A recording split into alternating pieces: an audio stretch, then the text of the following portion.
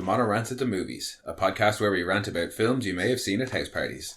I'm one of your hosts and jack of all trades, Mono, and luring me onto the rocks so she can turn me over to the cops is my co-host and master of none, Kira. I want to suck your brain with a straw.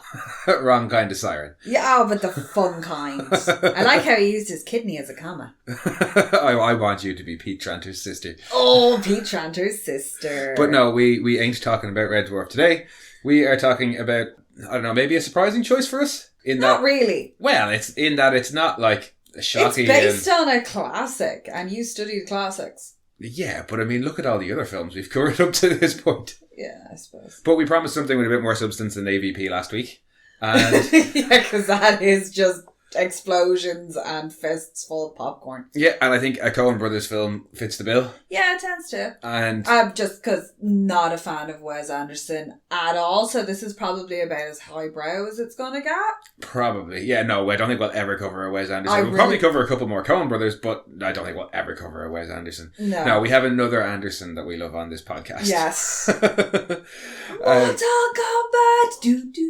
No, I'm not going to start saying that. But yeah, this week we're talking Oh Brother, Where Art Thou from, not 99, 2000. 2000, yeah. Yes. Jesus, really? Yeah, and a film I didn't see at a house party, but I saw it in the cinema. Who was taking you to the cinema to see this? Well, it was my mum. I was 14.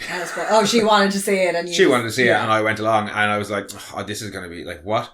And I fucking loved singing. it. I fucking loved it. Yeah. Well, no, I mean, I know this is probably, you could count this as a musical, and I generally hate musicals. No, the music in this works so well. The music is so intrinsic to this. Yeah, and there's a whole section of my notes that's about the music. Oh, the album lives in my car. It's amazing. Oh, yeah, it's a fucking fantastic album. You do get weird looks, though, blaring Oh Death.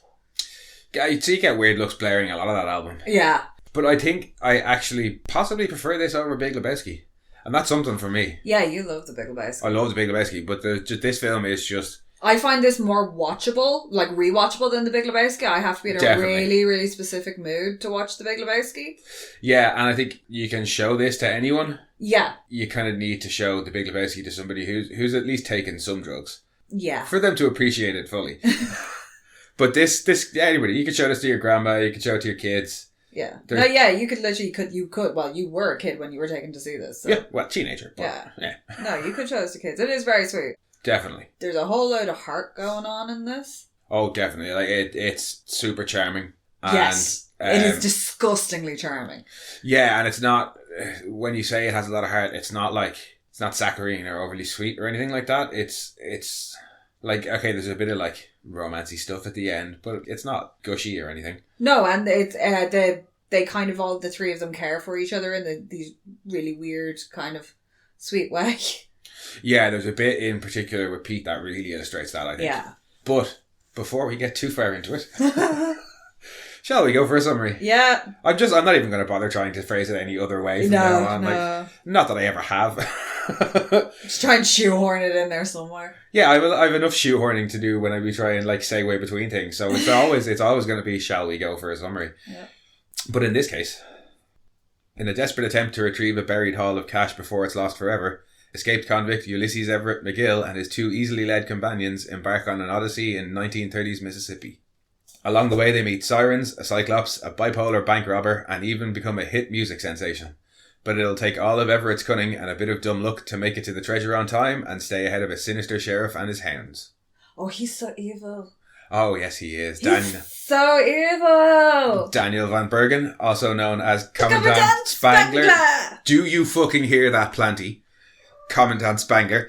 Yeah, he's great in this. He is so good. He's the devil. He's not in a huge amount of it, but yeah, he is supposed to be the devil. Yeah. And when Tommy, based off Tommy's description of the devil. Yeah, when Tommy describes the devil, that's pretty much exactly what Sheriff Cooley is the character looks like. Yeah. And yeah, he's just this awesomely sinister presence the whole way through the glasses. film. He's got these amazing like mirrored round sunglasses, and every time there's a reflection in them, it just happens to be fire. Yeah, I was going to say it's most often fire reflected. And it is, yeah, there's just something about it, and it's always nighttime when you see him. So why is he wearing fucking sunglasses? It's just for the ambience. Well, maybe the ambiance isn't the right word. Well, no, maybe it is for the ambiance. We don't know what he's seeing through those glasses. Yeah. But this is a film of great characters. Like little bit characters. There's tons of them throughout this, and some pop back in and out throughout it. But so many of them are great. Like between Pappy and George Nelson and Big Tanty and all of them, they're just so much fun. This is all about the journey. Oh, absolutely. The destination in this does not matter. I mean, it does to one character in particular, obviously. But yeah, the journey in and of itself is so entertaining. Oh yeah, and that is the point. And obviously, I think if anybody knows anything about this film, they know that it's based loosely on the Odyssey. Well, Homer has a credit. Yes, but which I was delighted to see on IMDb. Homer has a credit, and it initially it's like 10 writing credits, but then you go into it, and it's anything to do with any of the Troy cycle, any mention of Odysseus or any of the heroes that he describes, and Homer gets a credit on IMDb, so he's got hundreds. Yeah, well, he would, like, fucking hell. Like, they've been making the story of Troy for, like, ever. Oh, yeah. Interestingly, neither of the Coens had actually read it. Yeah, they based it loosely on what they've accumulated through, like, cultural osmosis. Yeah, basically. So it is, and we all kind of know the story. A little bit. Well, we know it's like the Odyssey's about a journey. Yeah, and it's about a man trying to get home to his wife, and while she's trying to beat off all the suitors in the area. Yep, he's a suitor. Oh, that kid is so freaking cute. I don't want her anywhere near me, but she's rare. Adorable in that role. That kid is rare for us so to say cute. that kids are cute, but that is a cute kid there. Yeah. Oh, she's just a little urchin. Oh! No, actually, one of the only people on set who had read The Odyssey was... It's Tim Blake Nelson. Yeah, who plays Delmar. And he was actually a neighbour of the Coens. And he knew they hadn't seen him in any or many of his roles. And they gave him the scripts to look over, and he just assumed it was because they knew he was a classics major. But they were like, no, we want you. Oh. Which was the Othello it's Josh Hartnett, surprisingly. Oh, that one? Yeah. The Othello basketball players one. Did he directed or edited it? Both. Oh, right, because I saw he was filming this during the day. He was editing at night. Yeah, he directed and edited. Yeah, Josh Hartnett, your man who was in Save the Last Dance, whose name I can't remember, and he's in a fuck ton of stuff. Is that not Josh Hartnett? No.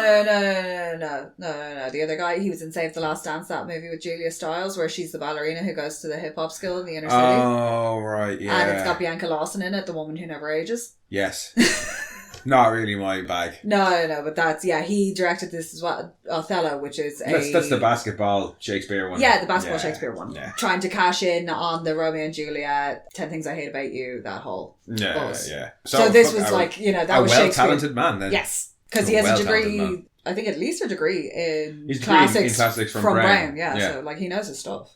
Yes, he does, but they didn't ask him for any input on it whatsoever.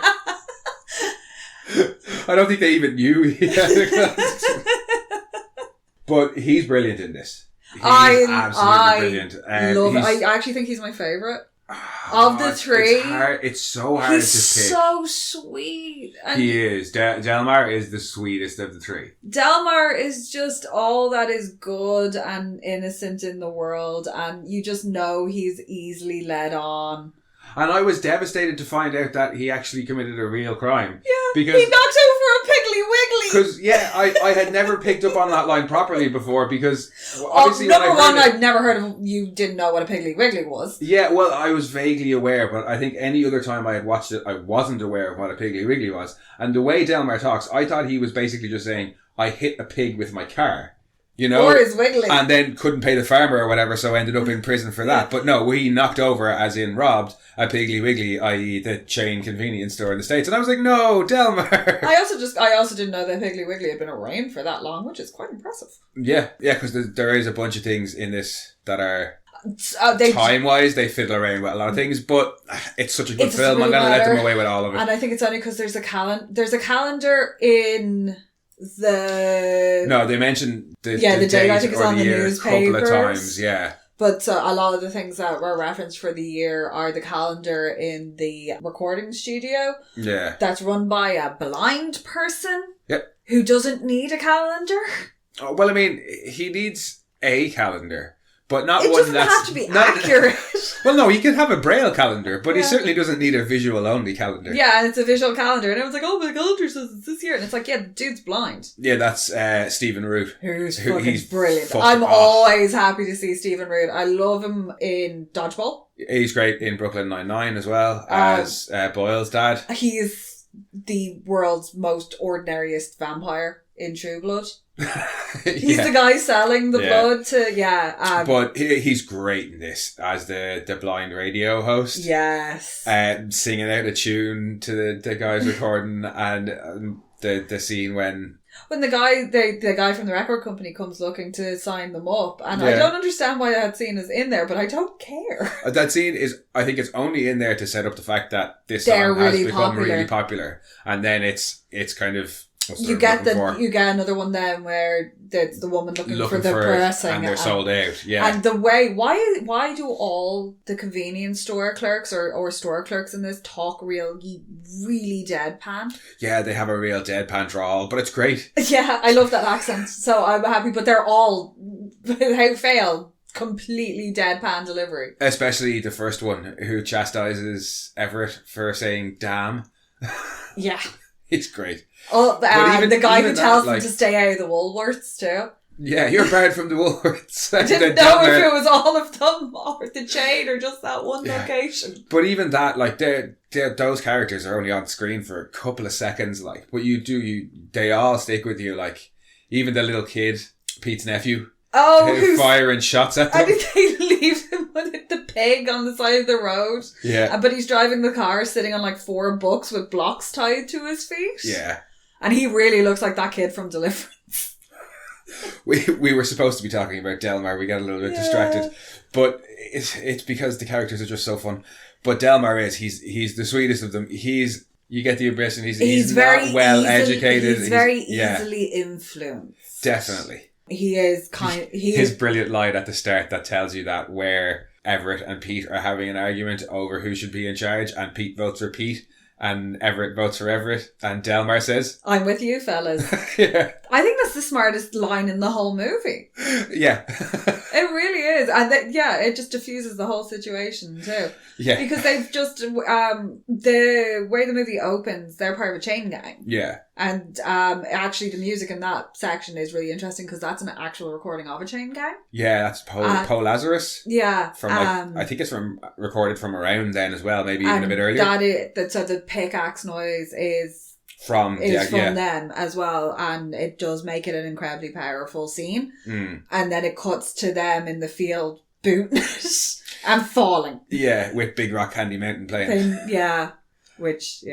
The less said about Big Rock Candy Mountain, the better. Oh no, I don't think enough people know about that. The last verse? Yeah, the original, written but never actually recorded, but by the guy who wrote the song, I can't remember his name, puts a completely different slant on the song. Because it is a little bit like, kids being lured with sweets and stuff. That's what it is. I know, it is kids being lured by sweets and stuff. Because the song... To run away and join the song the starts and it's a hobo, and he's like, hey, I am a hobo.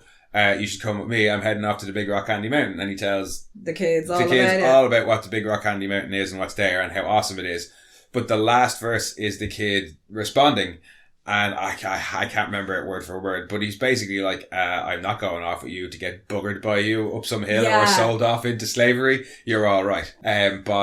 He calls him a jocker. Yeah. And a jocker was a specific type of hobo who used to lure kids for trafficking for various reasons. He was a soul stealer, essentially. Yes. The Dutch, that whole Dutch thing. Or the child catcher. Or the child snatcher from Chitty Chitty Bang Bang. Yep. He's the child snatcher. We did it again. We're supposed to be talking about Delmar. No, but aside from Delmar, then you've got kind of the brains of the operation, who's Ulysses Everett McGill. Yes. Which is George Clooney. Yeah. Possibly my favourite George Clooney role as well. I do very much enjoy him in this. That is some insane facial hair that he's got going on. He's also the most shallow human I've ever met in my life. Oh, he's brilliant. Oh, no, but the way he wakes up. My hair. Every time he wakes up. It's his hair. Yeah. And his pomade. Dapper Dan's pomade. Dapper Dan. I'm a Dapper fop. Dan man. No, it's not his pomade. It's his hair treatment. Yes, it is his hair treatment. And he goes to sleep with a hairnet. Oh. But yeah, no, he is. He's the brains of the operation, essentially. He's like the quick talking, gift of the gab kind of guy. Oh yeah, and he even says that when he's talking to Big Dan Teague later, he says, "I see you've got the gift of the gab like me." But yeah, but he's got a massively high opinion of himself, and he's definitely not as clever as he thinks he is. Yeah, well, considering what he's in jail for, what you find out later on. Yeah. It's kind of like, oh, okay. Yeah, and then he has a line further on where he doubles down on it and says, "Oh, I'll basically do the same thing again." It's like, Everett, come on. Have you learned nothing? Yeah. Like the film, he does have a good heart as well. Yeah, he's broken out of prison for what is essentially a noble reason. Yeah, well, to not give up the ghost for anybody who may not have seen the film. Yeah, pretty much. But changed on either side of him are Pete and Delmar. So they've all had to break out together, yeah, to get away. And the first thing you see is them trying to hop on a passing train, but Pete can't keep up. Oh fuck! That bit's so fucking good. Everett, this is how shallow Everett is. He gets on. He manages to get in and climb onto the boxcar and stands up and starts talking to the hobos. And I think they're supposed to be workers rather than hobos. Yeah. Delmar is like hanging on, just and you get the impression that the feet are still on occasion hitting the ground. Yeah, definitely. And Pete's behind him, readily running out of steam, and then he trips. Yeah. And then you see Delmar getting whipped off. And then you see Everett getting whipped out of the train car. Yeah, it's so well done, but it does. The first thing Everett does when he hops in is start quick talking. Yeah, he doesn't turn around to help the guys at all. Even though he really should, because he's actually attached to them. Yeah, oh yeah. He finds that out the hard way though. Yeah. Yeah, his hair. But can I just say as well, perfect casting with George Clooney. Yeah, it really is. And that is who they wanted for the role, but he's so good in it. He's from Kentucky as well, so he naturally has a little bit of that accent. Anyway, Kentucky's very, very soft. The whole movie is full of that beautiful, like, dusty roads, soft southern accent. It is, yeah. And men in linen morning suits and hats. I just love that. Pappy! We'll get on to Pappy and the others. But everybody looks so like dapper all the time. And I do have a certain nostalgia for that era when men looked smart and women like you had. They do a really, really, really good job of creating an atmosphere of the time in this film through things like that with costuming and the cars. Because they're all Ford. Were they? Ford there's a lot of the Ford Model Ts and stuff. Yeah. Which went faster, very, very fast indeed. And then through linking in actual events of the time and stuff like that, you really get a sense of place. You get Babyface, you get Tommy Johnson. Yeah. But I love, even though he's running around the place in convicts outfits, the first thing he does is get a fucking comb and fix his hair. Yep.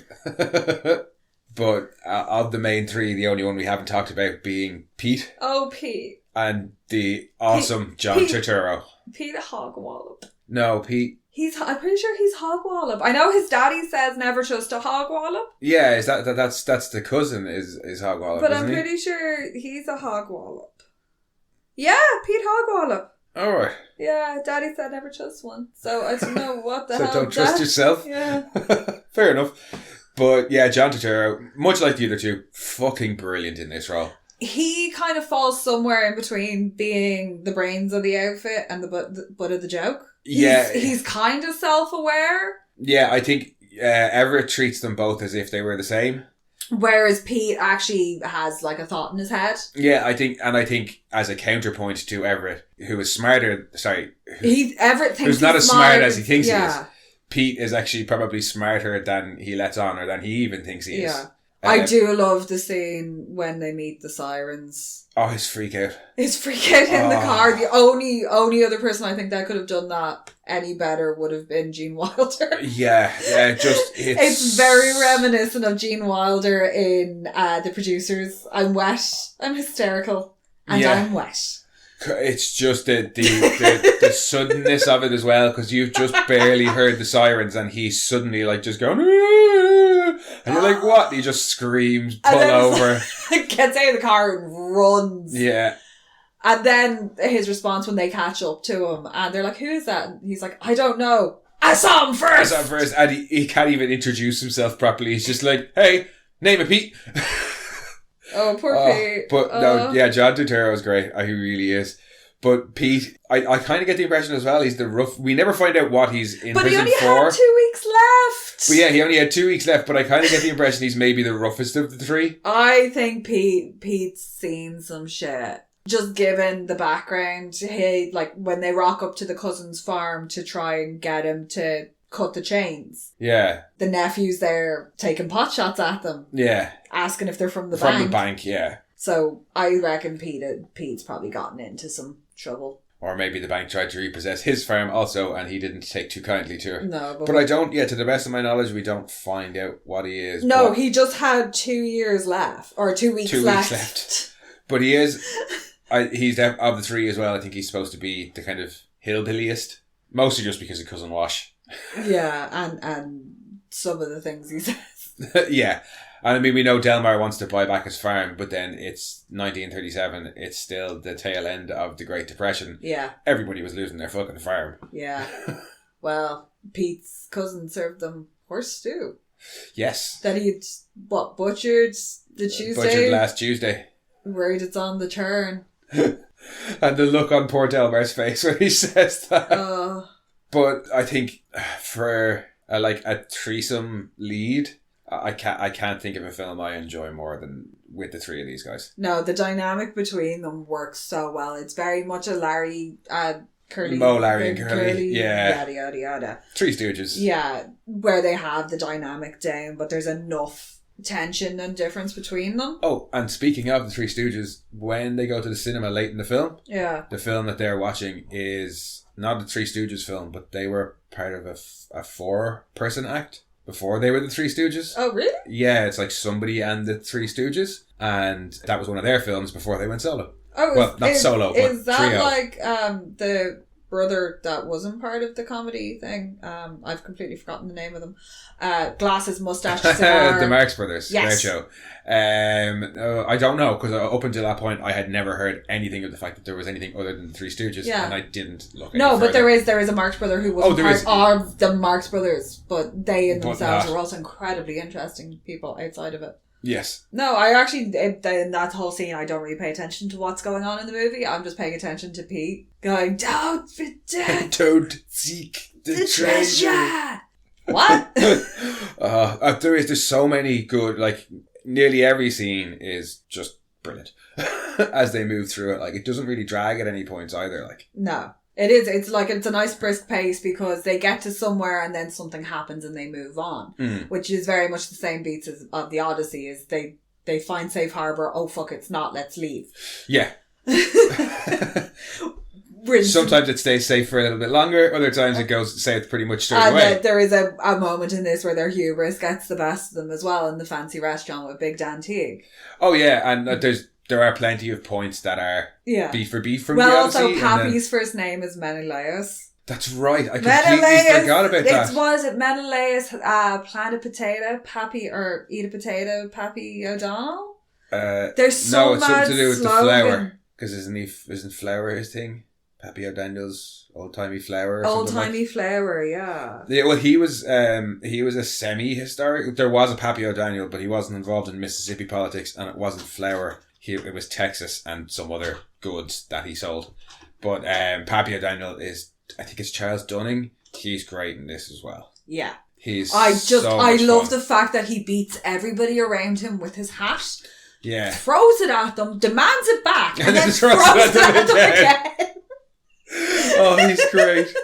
He's so good. And the idiots he surrounds himself with, he's got his junior, which is the son, and then he's got his two sycophants who are having a debate at one point in the film over whether they're going to get a kicking from the other side or a paddling from the other side. And whether they should get them some of that reform. Yeah. And there's you can't. He's the reform candidate with your culprit. Pappy's great. They all the side characters are. We've mentioned Sheriff Cooley at the start and Dan Teague once or twice. Dan Teague is John Goodman, played by John Goodman, and he's the Cyclops. Yeah, he's got an eye patch. You see him a couple of times through it. He's one of the kind of adversarial people in it as well. The initial meeting between him and the boys in the restaurant. It's great. Yeah, and then the following discussion at the picnic. The way John Goodman delivers that little speech, and he's like, about it is in that I propose to give you a lesson right now, as he's walking around and grabbing the thing off the tree. And what you doing there, Big Dan? Yeah, I was just going to say, Everett's reaction to it was just, what you doing there, Big Dan? Yeah. That's another thing that I love about this film is the nonchalance in which the three main characters react to the madness happening around them. Yeah. Like, they're involved in a bank robbery at one point and they're just like, fair enough, and they get back in the car with the guy. And Delmar's like, when they're involved with George Nelson in it, we're jumping all over the place. They meet many people. Many people. It's kind of a Forrest Gumpy type thing. Oh, it's way better than Forrest Gump. It is, but the way, there's a lot of people involved in Forrest Gump. It's only him going through the narrative.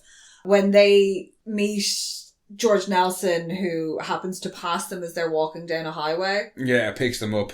Meets them in hilarious fashion because when it hits that bump in the road. Oh, that thing jumps. It gets some serious air, and it's an old, Ford Model T. Yeah. And it takes off. What was I saying? I've forgotten shit. When Babyface Nelson first picks them up. Oh, and he's asking them what they do and where they're coming from and if they're bad men. And Delmar as well, funny you should ask that. And he's handing him out the Walter P90 and he's like, he gives him a Tommy gun. Yeah, he's like, what line of work? Handing him it out the window and then goes, what line of work? Yeah, they're just so casual about it. Or when they meet Tommy. Maybe they are serious hardened criminals and this is nothing to them in their lives. Well, I mean, I don't... I've never thought too deeply about why they're so nonchalant about it. I just love it. Yeah, it just... Because everything, even when they meet Tommy... they pick... Hey, let's pick up that fella at the crossroads, and they pick up this guy with a guitar. Yeah. Who's Tommy Johnson. Tommy Johnson, Mashed Potato Johnson. Who actually is the guy who sold his soul at the crossroads. Yeah, Tommy, the original soul seller Johnson. And then Robert Johnson wrote this song about it. Tommy selling his soul, and the legend got attributed to Robert Johnson wrongly. Also aided by the fact that Robert Johnson also died at 27. That whole thing. But it's Tommy Johnson, and he does describe what the devil's like as well. Yeah, well, because he says he had to be at the crossroads to sell his soul, and there again, they're like, oh... We just been saved! Yeah, why'd you do... No, the two boys, or Delmar's like, why'd you do that? And he's like, oh, well, I wanted to play this guitar real good. And he's like, oh, that's a silly thing to sell your soul for. And Tommy's response is, I wasn't using it anyway. Yeah. And then, is it Everett has the line of, oh, well, that's a funny coincidence. Pete and Delmar here have been saved. And when they go to that baptism, when that baptism just happens to happen around them, what are they doing at that point? They're fighting in the woods about something. They're fighting about the fact that Everett stole... Oh, the pocket watch from the cousin. Cousin Wash, while Delmar repeatedly tries to offer him some gopher. Yeah! Gopher on a stick. Yeah. Care for some gopher? Yeah, it's like, oh my god, that's real terrible. Gopher? Yeah, he just keeps offering it to him. But Tommy's great as well. He's not in it. He pops in and out. He kind of hangs around for a little bit. He does the song for them. And then when they make it to the city, he goes... on his own way. No, it's the second time that the sheriff show up. Oh, yeah. They decide to sleep outside, and the sheriff shows up and thinks they're in the barn, and he just legs it straight away, whereas they go to see what's happening. I don't really blame him. No. Especially not considering that if he saw the sheriff, fuck, it's the devil, I'm getting out of here. Yeah. Oh, no, this is Ulysses' first line. Everett's when he gets on the train. Say, any of you boys smithies, or if not smithies per se, were you otherwise trained in the metallurgic arts before straitened circumstances forced you into a life of aimless wandering? Oh, so they're hobos. Yeah, they're hobos, and then he gets dragged off the chain. Oh, Mrs. Hogwallop up an RUNNOFT. Well, between that and the Gophers actually is a great remind me, they're really good at using the rule of threes when it comes to gags in this. Yeah. Between the RUNNOFT, the Gophers, and there's a couple of other things that come back 3 times. Dang, we in a tight spot. Yeah, that's in the one scene, and I love that. I honestly thought he said that way more. It's just in that one scene. where he says, "Dang, we in a tight spot," and I love it. I just love it. Care for some gopher? No, thank you, Delmar. A third of a gopher would only raise my appetite without bedding her back down. It's a fantastic line. Yeah. The dialogue in this is just, I mean, it's typical Coen Brothers. Not typical Coen Brothers dialogue. It's as typically good as you would expect Coen Brothers dialogue to be. Yeah. And it has all that real nice southern old-timey flair in the language as well. Well, after they fall back off the train and they're trying to work out where to go and they're saying, we can go over into the bayou. And the old man on the handcart comes along who's essentially a fae. Well, he is supposed to be... at first, I think I just kind of said, he's just a blind seer. Because Greek myths are literally lousy with blind seers. Yeah. But there is a specific one. I just figured Tiresias, he was like a narrator-style voice. No. Like in Fair Verona, we lay our scene like that kind of... No, there's a seer early on in the Odyssey called Tiresias. I can't remember the pronunciation. And that's who the old man is supposed to be. But he's great as well. I love the way he says cow. I love the way he says obstacle. His whole delivery of that gives me everything that I want. He has that it's 100% his accent. Just, I love it. It's like, please come over here and talk to me, please. No, the delivery is, there's something real, like... No, when he says you will see a cow, I just love that bit. It is. His delivery's fantastic. I don't know who that old man is, but you are great, old man. You are great. But again, he's only in it at the start and a tiny bit at the end. Yeah. But I love him. All the characters are so fucking well done. Like, well, because you believe that they're coming from somewhere and going somewhere else. Like, because when they meet him for the first time, when they meet him, and they ask him who he works for. Yeah. And he says he doesn't work for anybody. I work for no man. Yeah. I have no name. Yeah. And that there may be why you had trouble finding gainful employment. Yeah. But the way they have done all the characters, when they the guys are just coming across them, and they feel like characters that have lived a life prior to us seeing them and will live a life after they depart from our lives. Oh, he's Joe in the 40-Year-Old Virgin. Who? The old man. Oh, right. Old blind man. But yeah, you get the impression that these are fully fleshed out people, even though they're just passing through. I think maybe it's to do with the way that a lot of them do come in and out throughout it. Yeah, there's a lot of crossover. These paths crossing that you feel like, it is a much more... Because you do see George later on. Yeah, you see George comes back They're at the very with him end. for a little bit, and it's very, very funny. Yes. George is great. I can't remember the name of the actor who played him. It's like Michael something Italian sounding Balladucci or something. I'm probably way off. No, Michael Badaluccio? I'm going to... Badaluccio? I was pretty close. I think I had the L and the D backwards, but... The first half of his surname is Bada, so automatically all I want to say is Bing. Bada Bing? Yeah, but it's Badaluccio? Badaluccio. I don't know. He's fucking brilliant in this. He is. And he plays both sides of the manic so well. Yeah, when he just gets up and walks off from the fire, he's like, I'm just going to go over here now, boys. And what's the point of it all? And then when you see him again at the end and he's back on top, he's just... Because when they meet him, he's up on top and he's trying to break a record for most number of banks hidden in like 2 hours. Oh, and that's totally on brand for the real Babyface Nelson. Oh yeah, completely. I did a little bit of research, by which I mean I listened to a 20-minute YouTube documentary while in work yesterday, because that's the level of research you get on MonoRants. But yeah, no, he was an absolute out-and-out psycho, but super interesting as well. He worked for Al Capone when he was really young.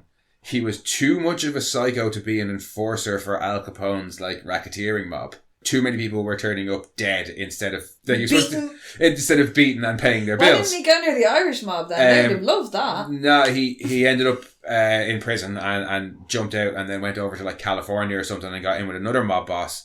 And then went off kind of on his own with a gang and was doing a bunch of bank robberies and tried to work for Dillinger, and Dillinger was like, nah, piss off.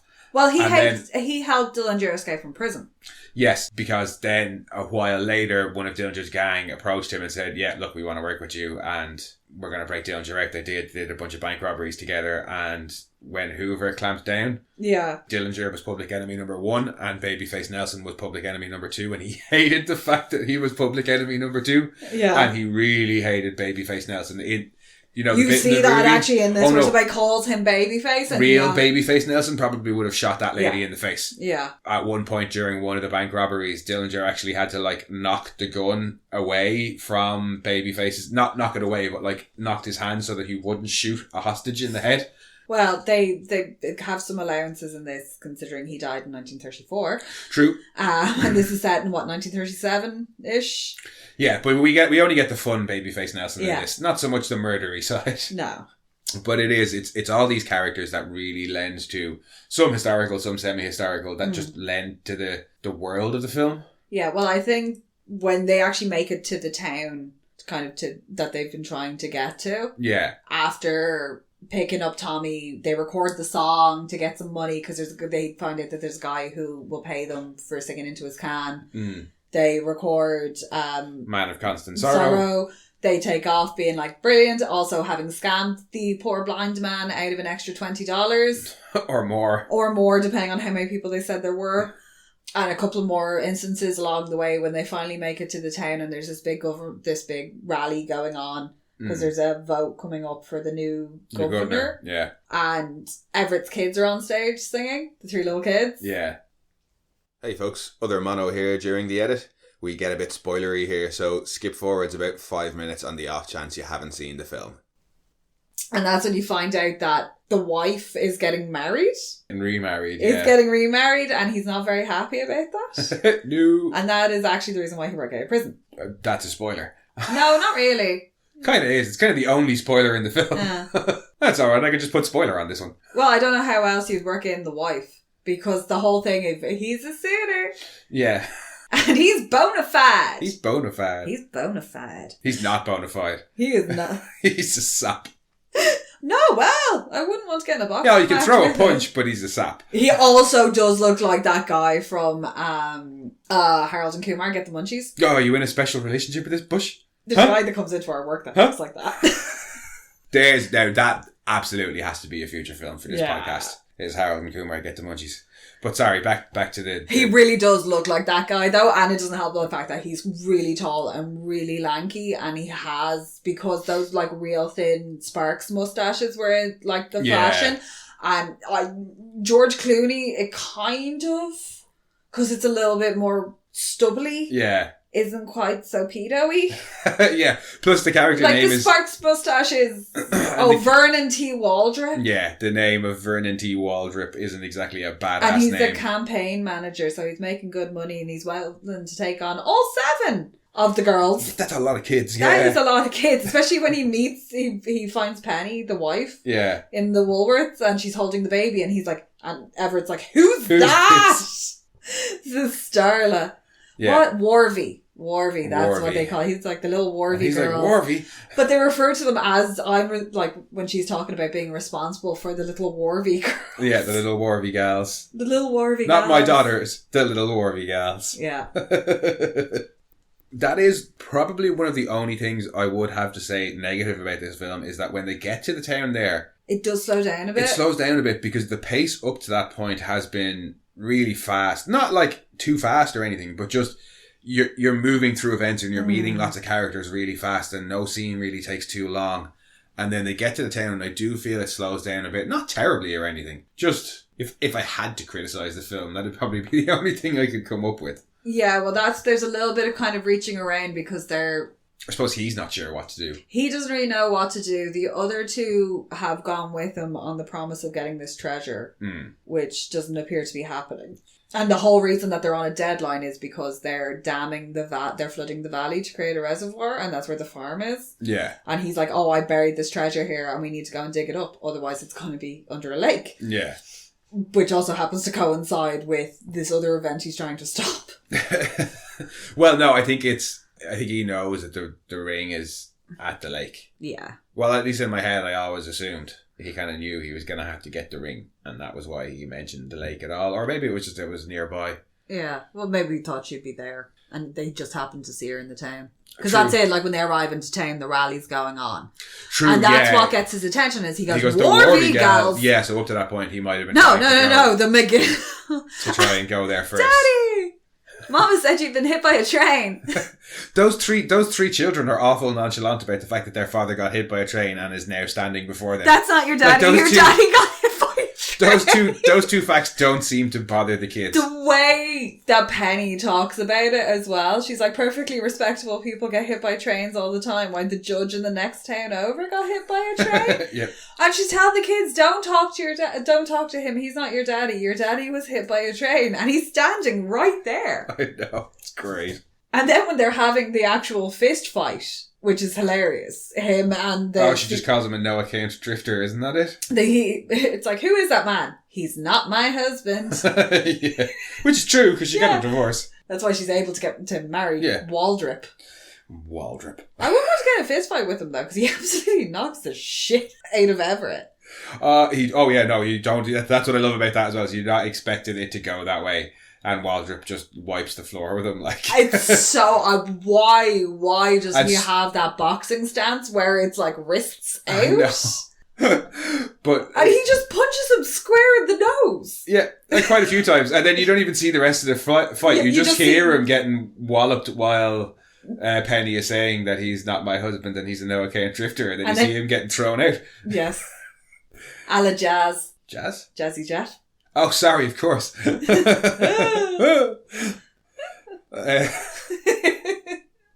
on the more kind of technical side of things, that's not like a mad visually stunning film, but there's a couple of things that I do really appreciate. They had to not colour correct the fuck out of it, but they really wanted it to look like an old sepia. Yeah. The 1930s archival images. There was a woman who went around and photographed a lot of Depression era South. Yeah. And I cannot for the life of me remember her name. I have to go look it up. And a lot of like the two kids carrying the blocks of ice. Yeah, that's one of her photos. There's a lot of them that were based on her photos, and they really wanted it to have that kind of like warm tones that she used. And they shot it in Mississippi, and Mississippi is green as fuck. Yeah, greener than Ireland. Yeah, like it's real swampy, so it's all like green and lush, and that's where you get like those big old oaks with the Spanish moss hanging out of them, and like you get a couple of avenues of the big oak trees in this. There's one shot in particular where they're hitchhiking that I love. Yeah. Although I have to say the straight roads make me want to kill myself. Yeah. There's one or two shots where you can just see them going off into... Yeah, not my bag at all. Thank you. Who was it has the line that in Colorado the cops will pull you over just for some company? Because the roads are so long and straight. That's what's his name? Real deadpan. Is it Reginald D. Hunter? No. Rich Hall. Yes. Yes, it was Rich Hall. Yeah, it was. That's what that gave me. But because it was also Depression era, you didn't want it to all be lush and green and fertile looking. So it has that dusty, everything's dried out, and it's the real dead heat of the summer. And even then, at the start, it starts in black and white for a couple of seconds, and it slowly fades into this sepia-ish colour. But it's a real slow fade, and you're almost not sure, are we in full colour yet? It's not quite Dorothy going through the door into the Wizard of Oz. It's where they literally painted her black and white. Yeah, it's nowhere near as stark a contrast between that, but that fade in at the start I think is really nice. And I think, they did. Especially because all the colours in it, all the costuming, the colours are very muted as well. It's a lot of soft blues and browns and whites, and because it's... creams and... Yeah, and because it's the Deep South, it's all very light fabrics as well, which lend themselves to being softer colours. A lot of dungarees. Well, yeah, overalls. A lot of overalls. Yeah. A lot of overalls, lots of linen suits on the gentlemen. All the shopkeepers have those wonderful, the sleeve suspender things. Yes. But the costuming is fantastic. They paid so much attention to small details like that in it that it just creates such a fucking awesome film. It really does. Junior O'Donnell's pants are probably one of my favourite things in the whole film. Oh, the ones that are practically under his tits? Yeah, they go all the way up and around. I love them. I think they're amazing. Oh, they are. Pappy O'Donnell's opponent, who you meet at the rally where you find out about the Warvey girls and that... Homer Stokes. Yeah. And that Everett's been hit by a train, supposedly. He's great fun. Homer is, but just kind of for the switch in him at the end. Yeah. He's not. I don't think he's as much fun as Pappy. No, he's not as much fun as Pappy, but he is fun. Yeah, and I think it is because the way they set up Pappy, you think maybe he's going to clash with our heroes. Yeah, not the reform candidate. Not the reform candidate. Yeah.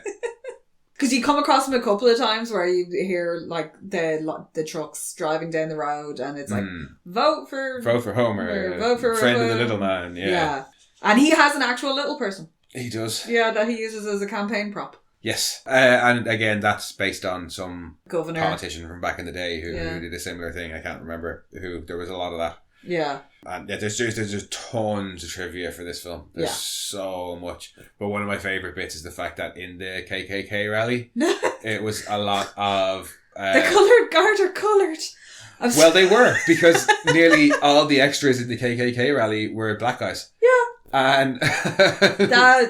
well, in fairness, are you going to turn down the opportunity? Well, it was some marching band that they used. Because they have that, so they can do the formations and stuff. When they do their happy clappy the dance that they do, that's like shaking the heels. It's their super secret dance. Their super secret dance. That sounds like the Wizard of Oz chant. Oh, the OEO. Why do all super secret societies have a stupid fucking dance? They have to. They have to have these, and especially ones like that like they want to claim how old and like sacred their traditions are, but they're only about fucking 200 years old. So they're like, oh, we have to have this dance thing, and we have this secret handshake, and we have this. Yeah, who developed your liturgy? Like, calm down. Oh yeah, you even hear it in this when the Grand Dragon is going on about how, we don't want anybody ruining our culture, we don't want no darkies, we don't want no... Yeah, the white supremacists, KKK. Yeah, no, but he says we don't want no darkies, we don't want no Jews, and we don't want no papists. And I'm like... What's wrong with the papists? Well, no, I mean, I know the KKK don't like Catholics, and that's fine, but... well, that's not fine, but these pricks are talking about how great their white culture is. And they're saying, oh no, but Catholics are horrible too. And it's like, well, what white culture are you talking about? Well, they were what, like mostly the at most 200 or 300 year old Protestant culture? How old is Episcopalian? But Lutheran didn't, like, what was that, 1600s? Yeah. Yeah. So fuck off. Fuck off with your ancient hallowed traditions fuck off. that are like 20 years old. Fuck off. But anyway, so it was a bunch of black dudes in the KKK uniforms. That's brilliant. And I would say as well, I'm just going to assume they filmed in Mississippi. Yeah. You don't want to put out a casting call for extras. No. For that scene. No. Just in case you get any actual members. Not in Mississippi. There are actual sundown towns there still. Yeah, you don't want to get any actual members. So how do you make sure that you don't get any actual KKK members as extras? Hire a bunch of black dudes. It's kind of like that photo of the Grand Dragon in full garb in surgery. Sure, remember there was like and he's like been impaled on something, and I'm pretty sure every person of colour in that hospital piled into that operating room for that photo to be like, hi, we all helped. No, that's another thing, is I'd say it would probably piss off actual KKK members to know that there were black people wearing their robes, and that this film obviously makes fun of them. Oh god, yeah. And rightly so. Yeah. Because we're a bunch of pricks. Yeah. The other film I think that makes great fun of the KKK is Blazing Saddles. Yeah. Hey boys, look who I found! Where are all the white women at? yeah, fuck the KKK. Yeah. 1785 is the Episcopalian Church. Oh, okie dokie. Why, are a lot of the KKK from Episcopalian backgrounds? It's the main Protestant kind of denomination in the South. In the US. Alright. Most of them would be Episcopalian. Alright, yeah. Okay. I kind of thought it might have been Lutheran. They're kind of one and the same. I mean, that was just a stab in the dark. Like. Yeah. But what were we talking about? I just wanted to say that was one of my favourite bits of trivia. That was all that was. Episcopalians don't surrender to the Pope's authority. That's the main difference. Well, no Protestants do. As far as I'm aware. Yeah, no, but it's all fucking bollockology. It is, but before we... I was going to say descend into, but continue talking about the KKK and their fuckery. Shall we talk about the awesome music in this film? Yes, because really weird choice in the KKK scene to use "Oh Death," but it works. It does, but not as good as the Supernatural, or the version they use in Supernatural. Oh, to introduce death? Introduce actual death?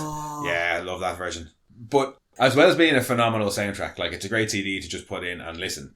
Like, there are many albums that have great Romeo and Juliet. great OSTs, but you might only hear 3 or 4 of this is bits everything. of that song throughout that film. You hear everything in this film, and it is the gold standard of how to use music in films. Well, Zack Snyder. There was 2 other albums and a whole documentary just about the music. Yeah, it was about Oh Sister, Where Art Thou? And Oh Brother, Where Art Thou too, No, it was like Oh Sister and Oh Sister 2. Oh, right. Yeah, it starts with the Chain Gang song, which I've forgotten what it's called. Po Lazarus. Yeah. And then it's Big Rock Candy Mountain. Then it's Down to the River. Yeah, I can't remember, but the order of tracks on the CD is the exact order they appear in the film as well. And it's just a beautiful blend of like bluesgrass and folk and old Delta blues and Bible songs and old-timey music. I love the fact that they keep calling it old-timey music. Yeah, is that not when old-timey music is from? Is that is old-timey music! That's what I was going to say. Like, you're in old-timey, so is that not... We like some of that brand new music. No, this is the same problem that we had the other day when we were actually listening to the radio and classic rock is now Nirvana. No, that's the opposite of this. How can it can't be old-timey music if that's when it was written. Well, no, actually, in fairness, Man of Constant Sorrow was written in like 1913. Yeah, I was about to say 17. So, at that point, it was a 24-year-old song. So, I mean, yeah, if Nirvana's classic rock, that could be an old-timey song. In the 1950s, I'm pretty sure at one point the first 4 songs in the charts were the same song, just different covers of it. Oh, it used to happen all the time in the 50s and the 60s, yeah. So, to actually have original and unique music from around the time was... kind of inspiring. Yeah, some of it wasn't written. A lot of the really, really good old blues is from that time. Oh yeah, all the Delta blues. Like Muddy Waters and stuff like that were all around there. Yeah, Muddy Waters a bit later, but Cab Calloway. Not so much blues. He did a bit of blues. Around the 30s. Yeah, well no, his was more of a different style. But yeah, your Robert Johnson's, the guy who wrote the original Man of Constant Sorrow, Blind Richard Burnett. Oh yeah, they all have great names too, all the old blues players. Our favourite, whose name eludes me, who did the original Where Did You Sleep Last Night? Killed the guy. What is his name? It's like Muddy Waters, but it's not. Is he mad something? Is he blind something? Leadbelly. Leadbelly. He's got the Hitler blues. Oh, that's right. Leadbelly did do the Hitler blues. I love the names of blues songs. Like the one that Tommy plays, I think, is Hard Time Killing Floor Blues. Yeah. I just love the names. They're great. But it's such a good soundtrack. The soundtrack is well worth a listen to, even if you don't like the film. This will show you how good of a soundtrack it was. This film came out when I was 14. I was listening to Korn and fucking Limp Bizkit and Linkin Park and all the new metal, and I still loved all the music of this. That's how well put together this album is. Well, the only thing it's missing is some like Zydeco, and then I would have been like super, super happy. Which? Zydeco. It's a little bit more upbeat. Yeah. Yeah, there's plenty. I think the only down part is that, well, that's just I don't like, is the 3 little girls singing in the highways. Oh, that's just, it's really, really high pitched. It's up there. I just don't in like the that. highways. I just don't like the way they say it. They say it like fucking Linda Belcher. Yeah. That's the only track I don't like, and that's when I'm listening to the soundtrack. Yeah. In the context of the film, it's fine. It's little kids singing. You gotta like be down with little kids singing. Yeah, which I'm not. Leadbelly, also Midnight Special. The original Midnight Special. I'm pretty sure, yeah. Oh, cool. For first, the passenger train is Ever Loving Light. Yeah, that's Midnight Special. Yeah, 1923 country blues. Yeah, well, there's so many songs. Lyrics appearing in the song were first recorded in print by Howard Odom in 1905. I was thinking, so Midnight Special's been around for way longer than I thought. Even Leadbelly was doing covers of other people's songs as well. Like, but yeah, that's it. So many songs from the 60s and 70s are just straight up rock covers of Delta blues songs. Yeah. And yeah, Delta blues is great. I really enjoy Delta blues. Leadbelly's real name, just for reference, is Huddy William Leadbelly Ledbetter. Oh, Huddy. That's why I was thinking it was something like Muddy Waters. Yeah. Huddy. We're getting off track again, so I think it might be time to wrap up. I'm sorry, he has a song called Boll Weevil? Boll Weevil, probably. Boll Weevil. Boll Weevil. Boll Weevil, yeah. A Boll Weevil? Yeah. Okay. Presidents of the USA also have a song called Boll Weevil that comes directly before Peaches on their self-titled album. Also, Leadbelly, 2 words, as that is the spelling used on his tombstone and by his foundation. And is it Lead or LED? Lead space belly. Cool. But anything about the film you'd like to talk about before we wrap up and not Lead Belly related? No, I've rabbit holed at this point, so I don't think I can crawl my way back out. Really, dig up, stupid.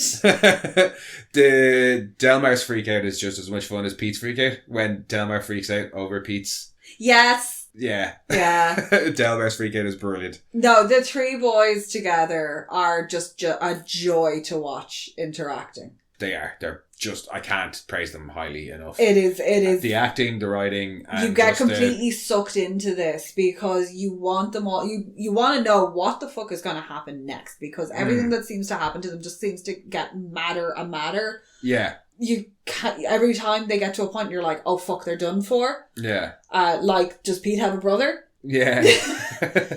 And it just, all these little coincidences and near misses that happen in it, and you get, because it's based off the Odyssey, you do get this kind of notion of shits being nudged into directions. Oh yeah. And I think I said this off air, but I think this is probably one of the greatest journey/adventure films. It is. Maybe not adventure, but like journey type films of the last 20 or 30 years. Like, I don't. Oh, the previous one being Homeward Bound. But even once I say like Detroit Rock City, or I'd even include the best journey film of all time, The Warriors. Or The Warriors, or even Jane, Silent Bob Strike Back, I would call a journey film. Yeah. You know what I mean? Where it's more about the events that happen to him on the way. As opposed to the make destination. up the film as opposed to the destination. And this Cannonball Run. Yeah, there's so many, but this is one of the last great ones, I really think. There's something about this that is so... It's a joy to watch this. It really, really is. And it doesn't matter who you are. It's funny, it's charming, it's witty. There's some love. There's like a little bit of peril. The characters in and of themselves are just captivating. Yeah, I think something John Turturro said to Tim Blake Nelson on set is good to sum it up as well. He told them on the first day of filming, he said, the way it works with their movies, and I've been in enough of them to consider myself an authority, is that you take the script and the movie's going to be 2 times better than the script. And the script is a classic. Tim, we're going to be part of a classic. And it is. It's a classic. It absolutely is a modern day classic. I do love the fact that George Clooney sent the script to his cousin. Was it uncle? Who has and got him to record it. Yeah. And that's how he learned it. Because he couldn't understand it when it was written down. Where he wanted to get like the drawl right and stuff like that. But the family member omitted all the curse words from it, and he didn't know until he arrived on set, and the directors were like, you gotta curse. Yeah, where's the curses? You keep forgetting to say dang. Damn it. One of the other bits of trivia that I can't let pass, because I know you'll probably get a kick out of it, is the cow that gets run over. No, the cow! It's a CGI creation by Digital Domain. But they didn't have to work from scratch because they already had a cow design in their files. From Twister? Nope. From the one that got eaten in Lake Placid. The one that Betty White feeds to the crocodile! Well, does it eat a few? Betty White has been and then she's like, that's why there's a Lake Placid too, because at the end she's like got little hatchlings, and they're like, yay, Betty possible White! Future film for the podcast. I love Lake Placid. Although we've just spoiled the ending, but no, are you kidding me? I love Lake Placid. It's a brilliant monster film, because it's not like a monster. It's just a giant thing doing its giant thing, because it is. Yeah. That's the same. It's the same cow. Yeah, because you can see CGI cow. when it walks out, and it's probably very similar. It gets proper ploughed out of it by the car. But it also gets milled out of it by a crocodile, which in that scene, if I remember right, comes out of the water and would probably snap. Yeah, I could see. Snaps it and similar. Then rolls it. Yeah. So I could actually. I'm gonna go now. Yeah, I knew that. Go watch the pair of them and see. Yeah, no. I'll let you go do a scene by scene comparison, and we shall wrap up to see how much of the cow is the same cow. Because I was there going, there wasn't a cow in Jurassic Park. Nope. No, that was a goat. But yes, so thanks for joining us, guys. We will be back next week with another decided film, because we're on a bit of a roll, it seems. That's if it arrives on Monday. Who knows with Amazon? Oh shit! No, that's right. Yeah, no, we had a decided film. And now I managed to get my hands on a copy of something I've been trying to get for fucking ages. So we have one of 2 films to cover next week. It depends on the post. Yes, it all depends on the Irish post. It's in this country now, which is good, because I don't think the UK Post is going to be working for the next couple of weeks. No, everybody in England is quite sad today. Yes. Aww. Now, if that false sympathy hasn't put you off, dear English listeners, thanks for joining us. And we will be back next week. But in the meantime, if you want, you can head back and listen to all of our previous podcasts. We also cover Amazon's superhero TV show, The Boys. And you can head over to MonoRants The Boys and listen to them there. Or if you want, you can come and find us on the socials on Twitter at rantsmono, on Instagram at monorants_the_boys. Or you can send your own rants to monorantspodcast@gmail.com. We'll see you all next week. Bye-bye. I completely forgot that this is the movie that originated the animals may be in simulated peril. Are you fucking serious? I just remembered it. No, I wait to the end of the fucking podcast after I do the sign-off and you fucking pick this up.